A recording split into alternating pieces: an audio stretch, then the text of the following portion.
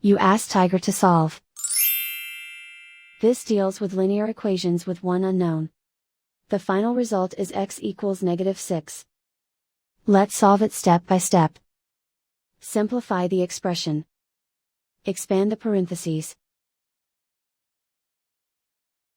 Simplify the arithmetic. Group all x terms on the left side of the equation. Subtract 3x from both sides.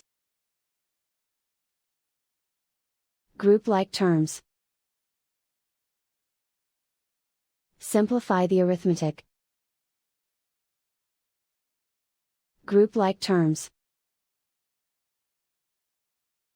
Simplify the arithmetic. Group all constants on the right side of the equation. Add 8 to both sides. Simplify the arithmetic.